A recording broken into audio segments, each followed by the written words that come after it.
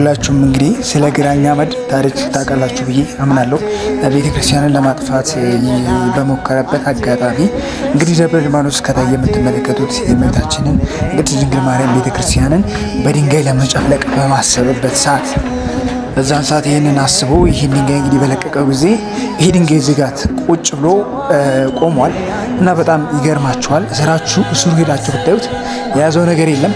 በዚህ ላይ ቁልቁለት ነው። በጣም ከምትሉ በላይ እንደምታዩት ነው። በጣም ትገረማላችሁ እና ምንም ገፋ ብታደርጉት የሚወርቅ ነው የሚመስለው፣ ግን የእግዚአብሔር ስራ ይደንቃል እና ሁሉ እስከ ቪዲዮ ፍጻሜ ሙሉ አብራችሁ ይዩትና በጣም ትገረሙበታላችሁ።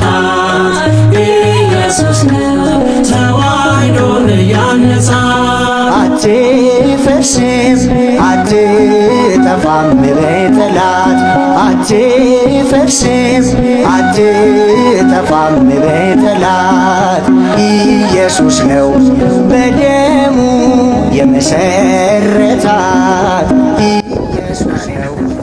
ቦታው እንዴት እንደሚያስፈራል ይሄ እንግዲህ ከኋላ የምትመለከቱት ግራኝ አመድ ወደ እመቤታችን ቅድስት ድንግል ማርያም ወርታችሁ ወደማሳያችሁ ቤተክርስቲያን የለቀቀው ድንጋይ ነው። እንግዲህ ምንም ነገር ያለው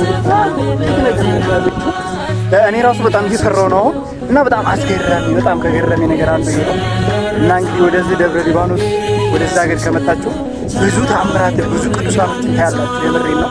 በጣም የሚገርም ቦታ ስኪርታይ ትንሽ ላስጎብኛችሁ። ሚለፉ ሚታትሩ ተዋህዶን ሊያጠፉ